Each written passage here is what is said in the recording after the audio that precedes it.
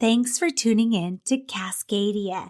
I hope you're enjoying our special season as we dwell in the misty valleys and ice-crusted peaks of the Cascade Mountain range. I hope your hiking boots no longer cause you blisters and your knees have become accustomed to our hour-long treks together. Before we set out today, let's take a moment to take a deep breath. Picture your bare feet.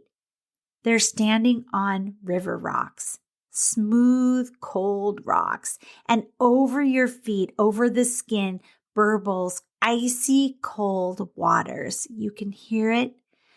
You can breathe in the snowy, crisp scent of the icy cold waters.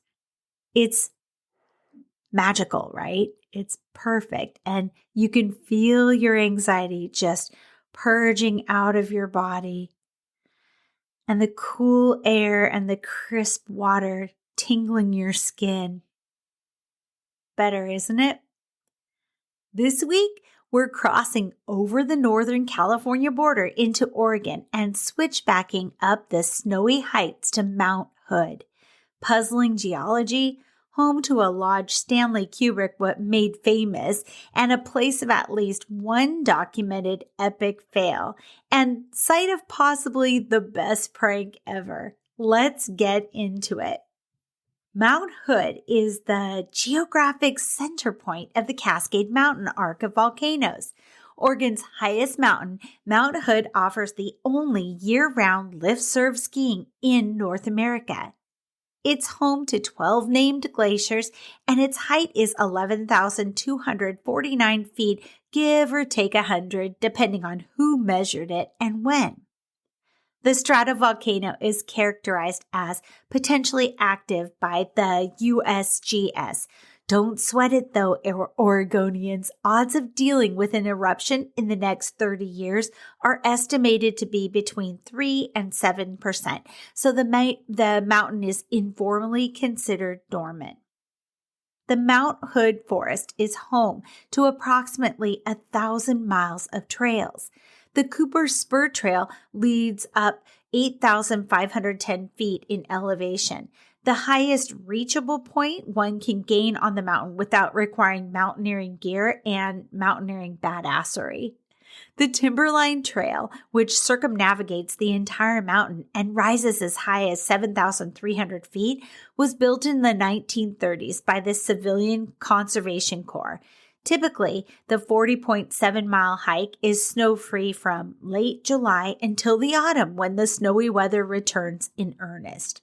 The trail includes over 10,000 feet of elevation gain and loss and can vary in distance year to year depending on river crossings.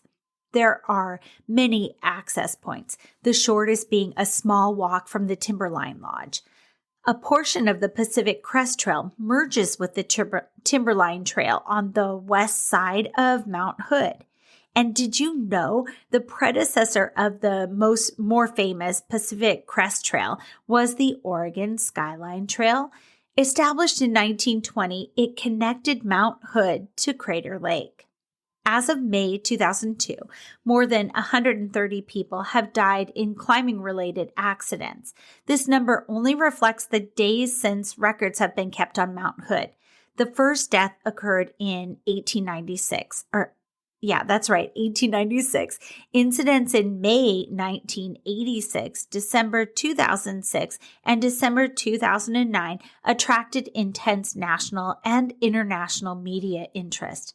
Though avalanches are a common hazard on other glaciated mountains, most Mount Hood climbing deaths are a result of falls and hypothermia.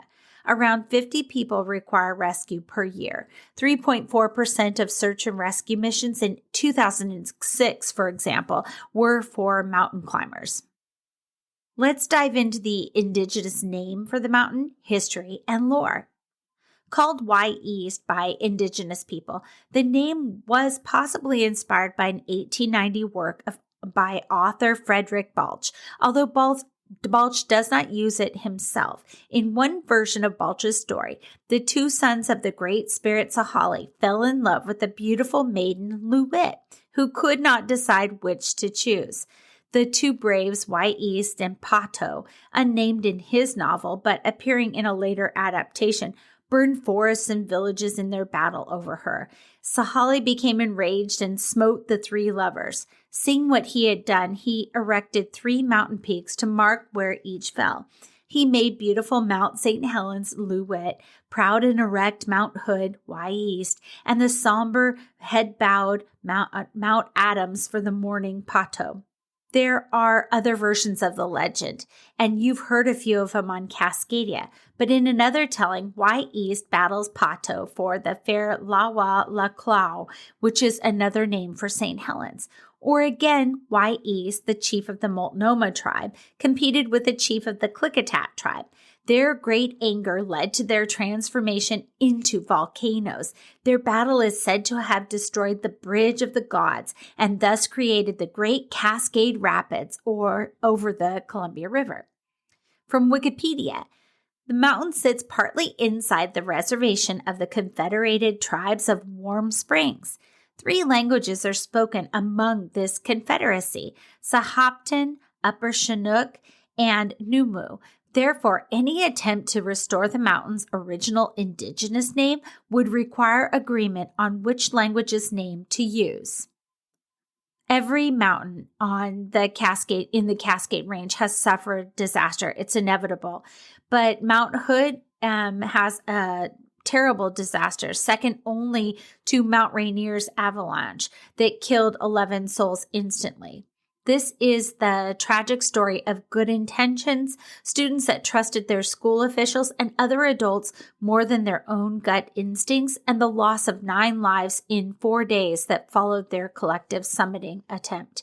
I have linked the article by Outside Magazine in the show notes, and I was going to read it verbatim, but actually I got halfway through and I just can't. I can't do it. I will summarize it by saying that it was Mother's Day in 1986, and the group had been training for this the entire year, but their typical leader had started making some erratic changes in his life, and he had been doing some very risky things in the year leading up to that climb. So he became a little bit unable to lead the group as he had in years prior. And that left younger folks to become leaders. And, a senior in high school is not the same as a 42-year-old person that has been through this climb over and over. And the conditions were terrible. A storm was coming in. They knew a storm was coming in. And this leader that had been a leader in the past, Gorman, who was exhibiting some odd behavior even prior to the climb, he insisted they keep going up the mountain and try to summit because that was the goal of this whole program for the year. And a lot of the students, they felt the pressure to keep going forward. There were other students that survived. One is a musician, and others have spoken out about what occurred, and their guts told them not to go any further up the mountain, and they turned back to a lot of, ignoring peer pressure, ignoring the pressure of this leader. And it just reminded me to take a moment, and when you're in discomfort about something on any level, take a moment and take a deep breath and push away all of those outside opinions and ask what in the moment that you're in is causing you anxiety. What is the factual base of it, and listen to it. If something tells you that you shouldn't be in a circumstance, then get out of that circumstance. That was the lesson learned from that. On the lighter side, Mount Hood is the site of the best prank ever. I promise to explain after a very quick break.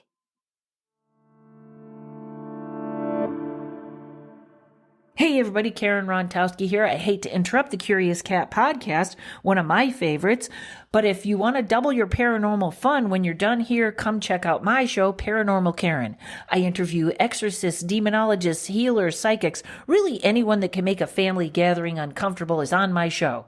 If you want to see everything I do, go to KarenRontowski.com. And I know you're thinking, that sounds hard to spell. Well, it is. I have misspelled it on hundreds of tax forms. So if that doesn't work for you, go to psychicstandup.com or paranormalkaren.com. There you can find my Patreon, you can book a tarot reading, you can take a tarot class, you can find everything, including my stand-up comedy clips. That's right, I've been doing stand-up for 30 years. If you go to those places, you can also see my psychic stand-up show where I mix psychic and tarot readings. Yes, the future never looked so funny. So check me out at KarenRontowski.com, ParanormalKaren.com, or PsychicStandup.com. And can someone please find me a marketing person to put all this in one place? Now back to the show. All right, we're back. I told you I thought this was a great prank. I mean, it's a very, you have to be very committed to attempt this kind of prank, this level of prank. And I am married to someone who is almost that kind of person. I fell in love with him because of the pranks he pulled on me, believe it or not.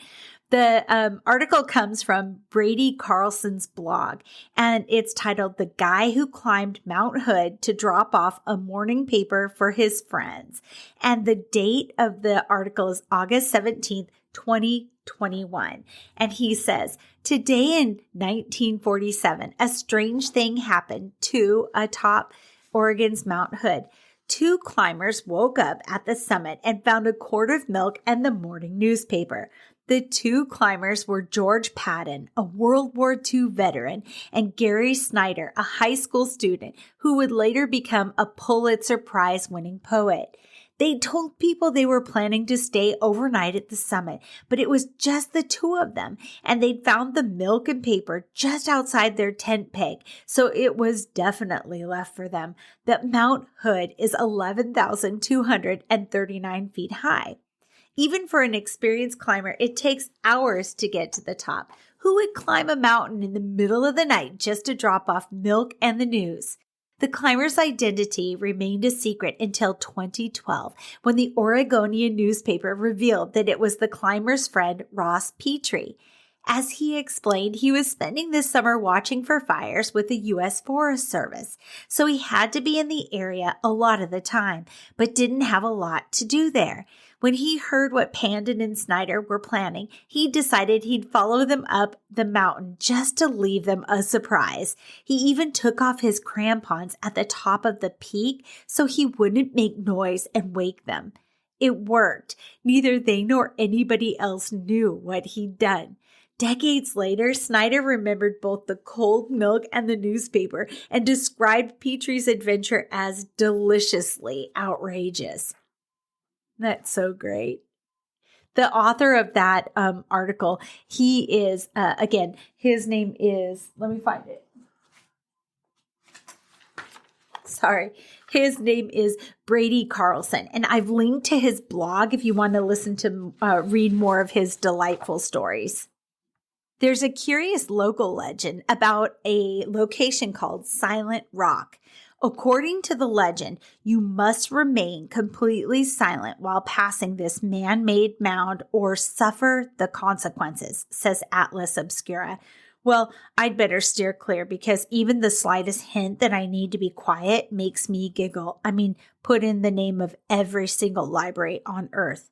Here's what Atlas Obscura has to say about the Silent Rock.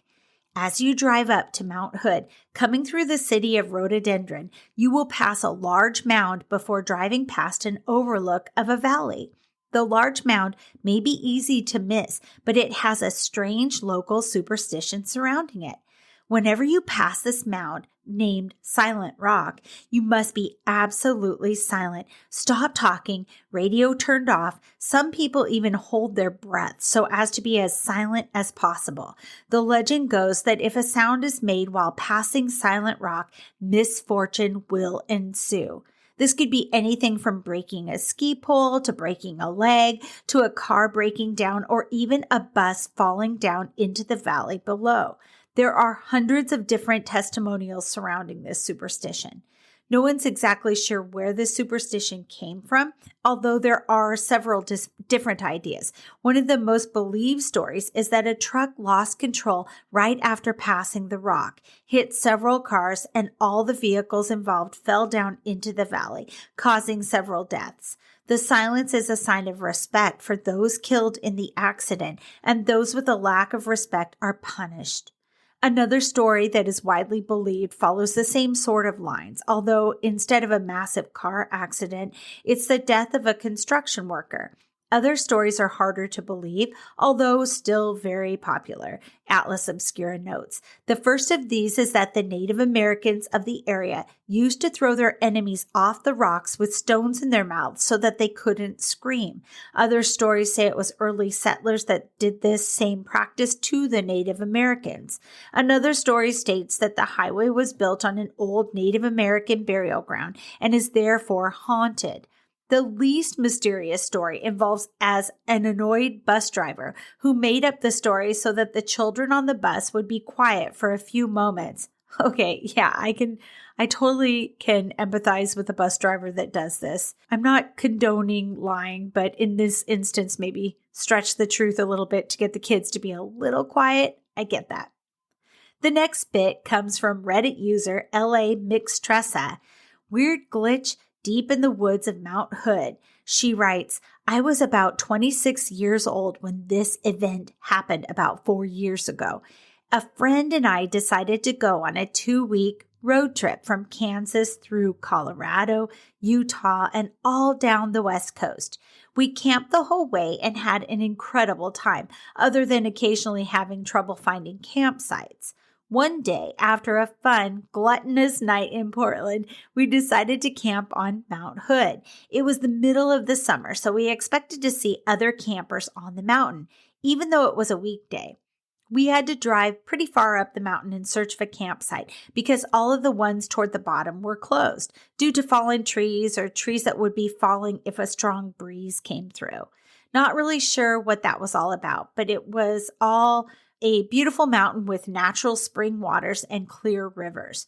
We were excited to be there. We saw a couple of old men fishing on the way up and one family camping. They appeared to be Native American, and there were about 5 of them. I don't think these details matter, just describing it as good a detail as I can remember, she notes. We drive up quite a ways before we find a place that's private to camp out and set up camp for the night. We walked around, gathered wood, talked about the night in Portland, and settled up in the tent. The time came for us to go to bed, and my friend Lucy fell asleep. I was still laying there trying to fall asleep when I heard footsteps and leaves crunching. This put me on high alert since there weren't many people camping and none were close by us. I lay there with my heart racing and listened. I began to hear voices and I tried to nudge my friend awake, but she was pretty out and not really waking. I continued to listen and I started to make out the voices and words.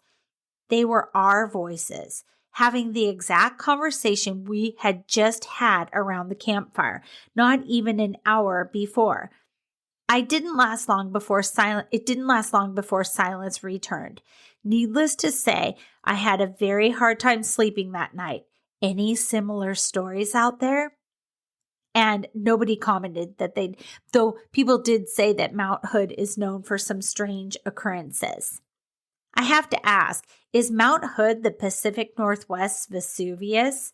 This comes from OregonLive.com.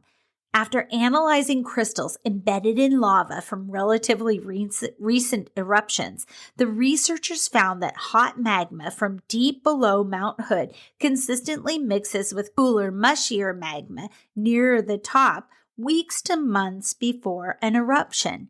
The heating makes the magma less viscous or more runny. Potentially explosive gases can harmlessly escape the thinner mixture. Think of the bubbles that stream to the surface when you open a can of soda.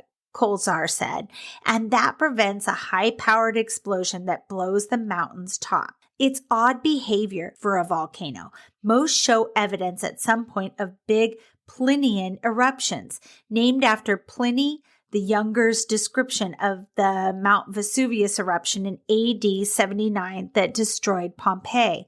The Plinian roster includes eruptions at Mount St. Helens in 1980 and earlier at Mount Jefferson, the Three Sisters, and Mount Mazama, whose explosion about 7,700 years ago created Crater Lake.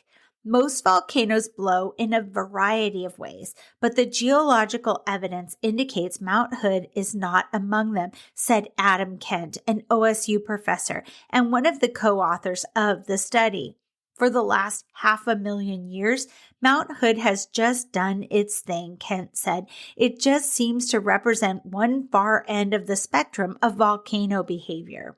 He also made a note at the end of the article. He said, I hope by saying this, I'm not dooming us to an eruption.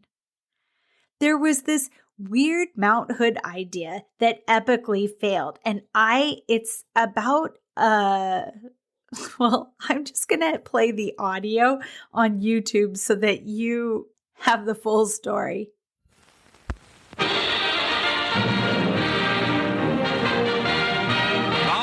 Tall in Oregon's Cascade Range, 55 miles east of Portland, is fabulous Mount Hood, 2 miles high. It's great country for skiers if they can get up there, for clearing the roads to the summit is a tremendous job.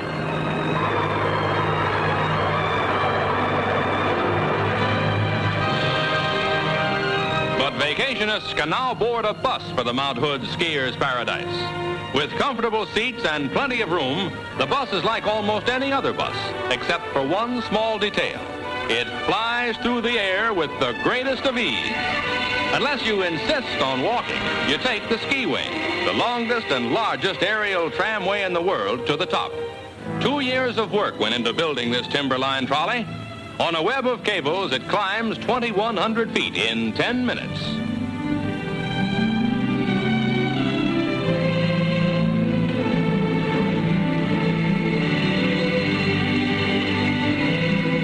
At the summit, the passengers disembark at $2 million Timberline Lodge, built by the federal government in 1937. Some are experienced skiers, and some are just getting their ski legs. It's skiers away down Mount Hood's snowy slopes. Thanks to the skiway, here's one place where it takes longer to come down than to go up.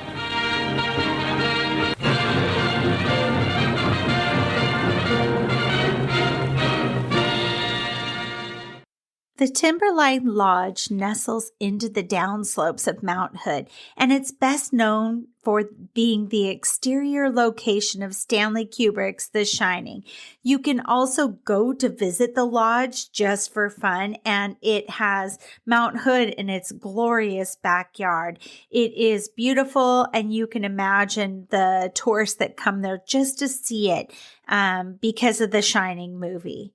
But speaking of unusual locations in eyeshot of Mount Hood, nestled behind an imposing black and gold metal gate sits Oculus Anubis Temple. It's strange to find such an imposing gate, Egyptian pyramids, and a grand Egyptian statue in a quiet, mundane town down a cul-de-sac. But it exists. A YouTuber caught wind of the place and interviewed residents. Many had snuck into the place after dark, and some said bad things happened to friends they knew that did the same, so they steered clear. And one neighbor told of a family, including her own pets, that were triggered by all the nefarious late-night intrusions. I can completely empathize. My dog Cooper hears everything, and if we'd had the bad fortune to buy a house beside such a location, rife with dark rumors, no one in my household would be getting sleep ever again.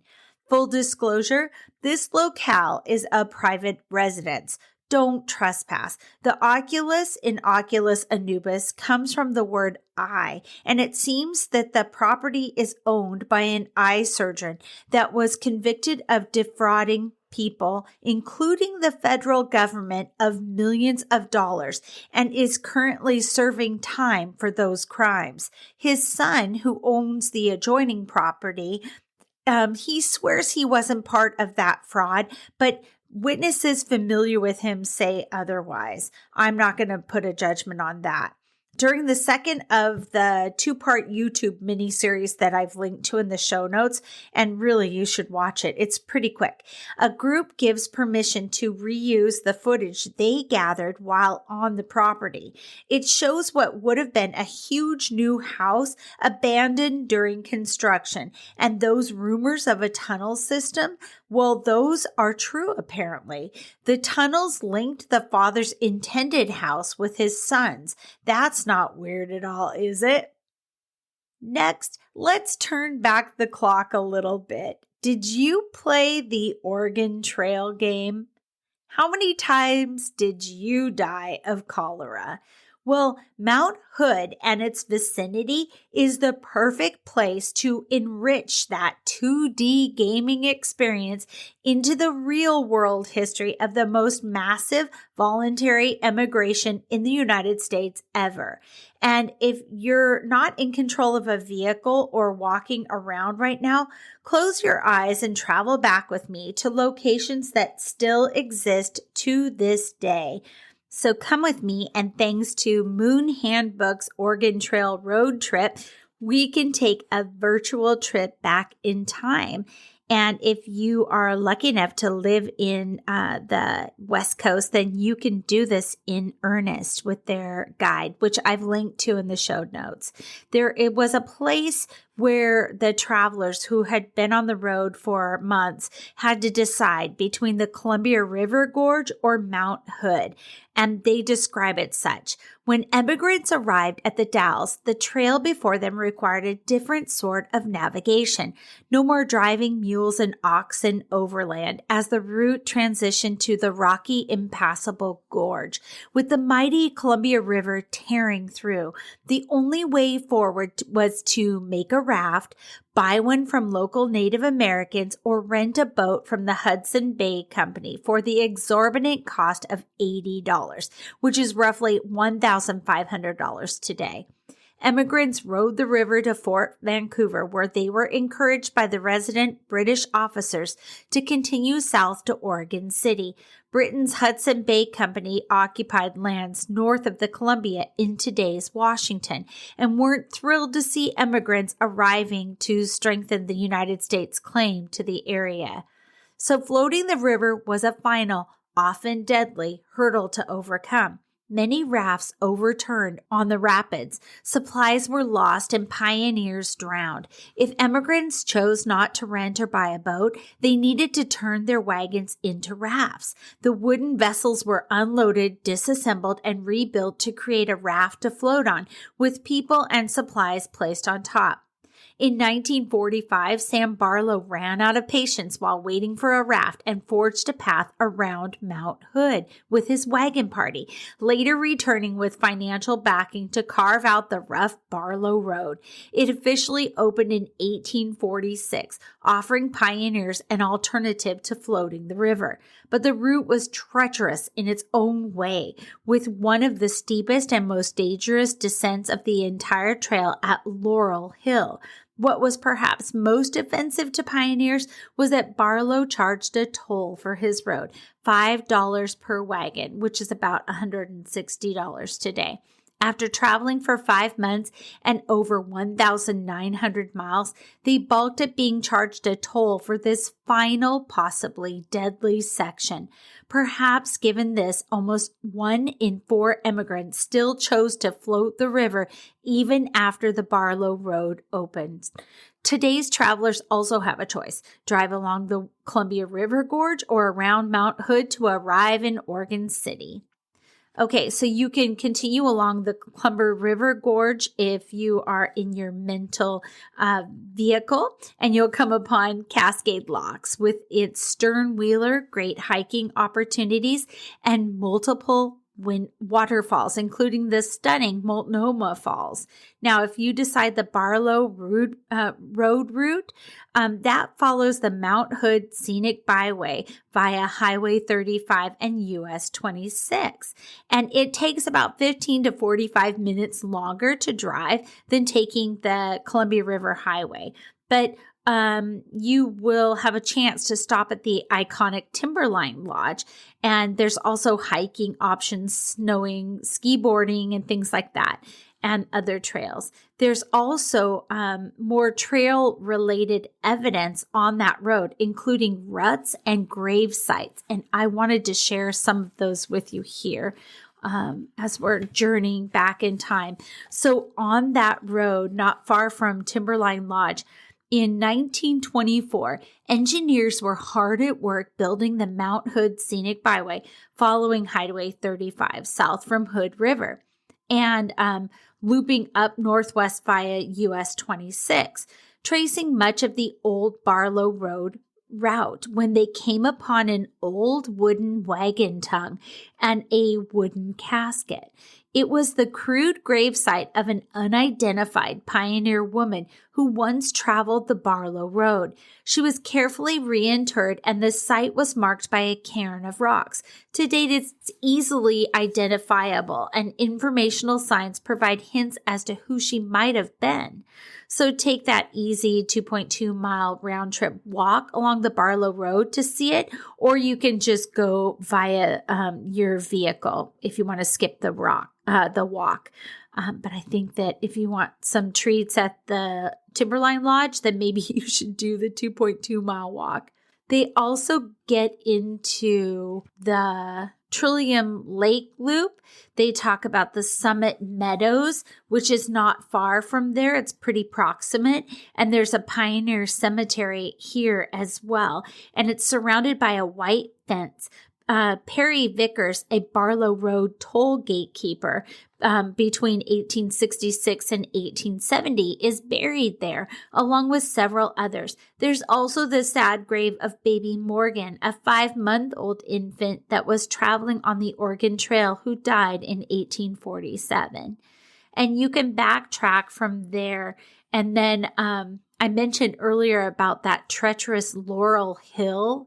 This is the worst hill on the road from the States to Oregon, said Absalom Hardin in September 20th, 1847, in his diary. Emigrants faced one of the toughest descents of the entire Oregon Trail at Laurel Hill. It was this steep, rocky bank of mountain, and it required drivers to empty their wagons, tie them to trees, and slowly lower the wagons down the hill. Others tried dragging heavy logs behind them to slow their descent on the 60% grade. If the ropes didn't hold, disaster was certain. The scraping of wagon wheels and dragged tree branches created chutes in the hillside, visible tracks a few feet deep, proof of the wagon's descent. I thought that sounded pretty dang terrifying.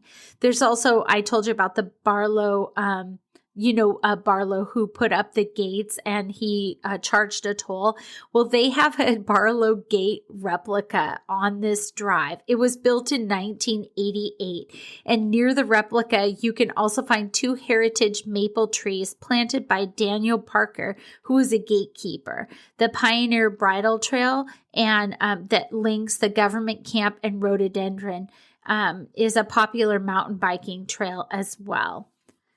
Once you've made it to Oregon City, oh my gosh, Oregon City is the official end of the Oregon Trail's 2,000 miles west of Independence, Missouri.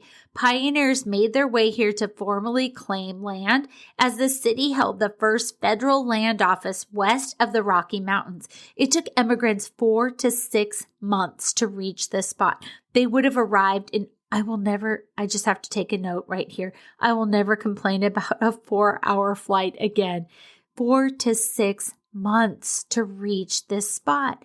They would have arrived in Oregon City in October or November, when temperatures would be well into the low 40s, with the wet season underway.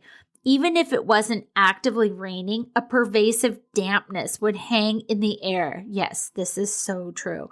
Many pioneers were destitute and walking in rags by the time they arrived, often having buried loved ones along the way. The city didn't always strike them as a paradise. Nevertheless, it was an achievement to have made it here, and many celebrated. They arrived either by wagon via the Barlow Road or via Troutdale, where some rebuilt their rafts into wagons, which we spoke about earlier. Although Oregon City is close to Portland, just 15 miles southeast, it has its own feel, marked by a prominent sense of pioneer history and unique terrain.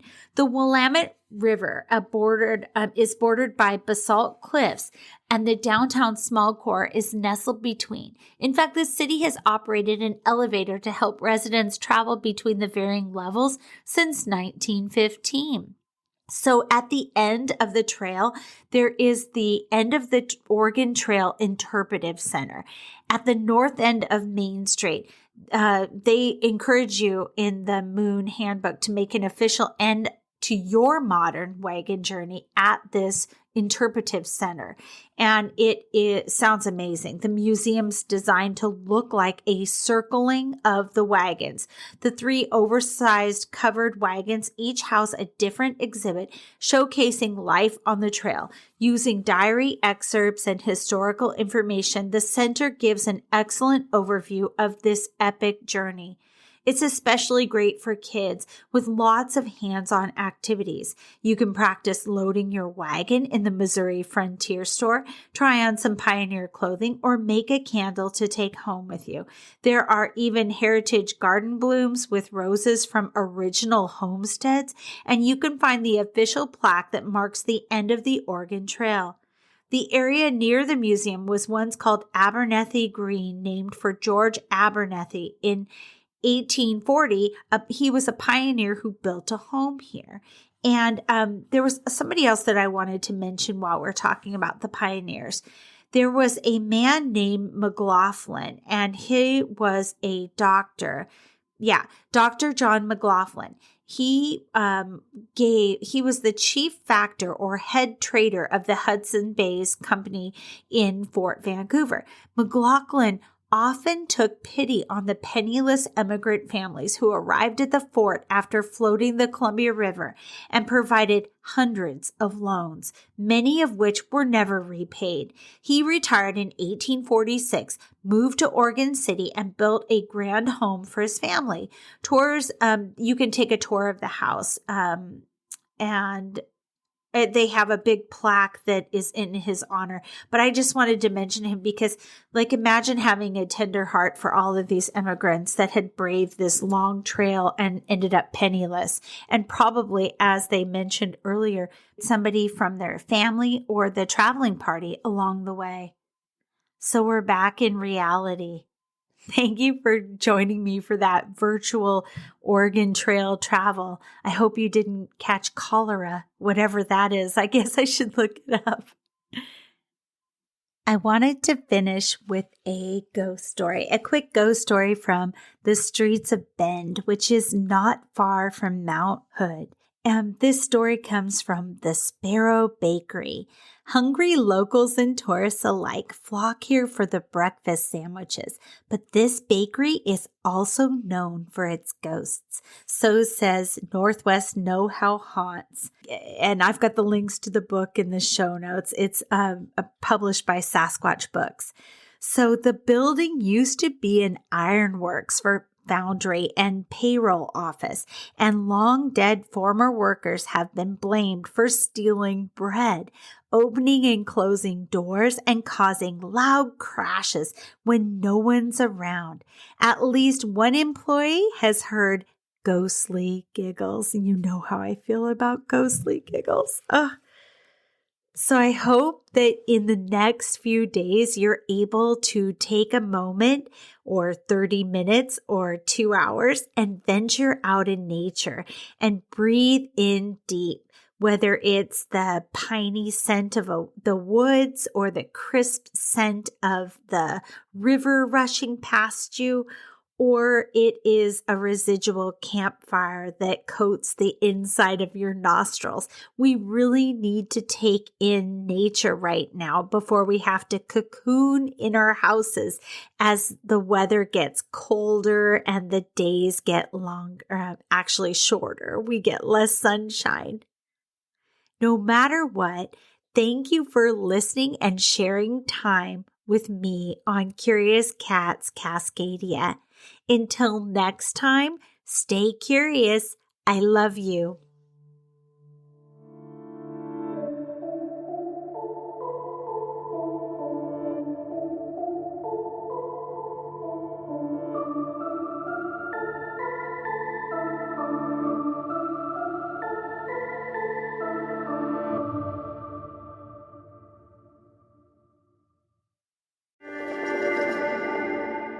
Hey, you.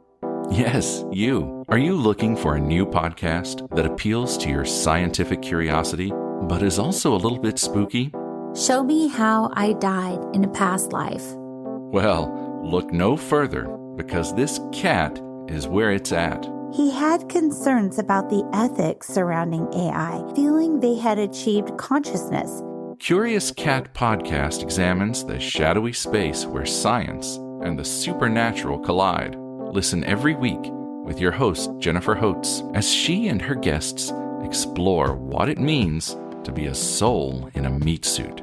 We were healing karma together. They were all kind of predestined to resolve something. Listen on all your favorite streaming apps and continue the conversation on Twitter at CuriousCatPodCA, or find Jennifer and all her links at Jennifer L. Holtz, spelled HOTES.com.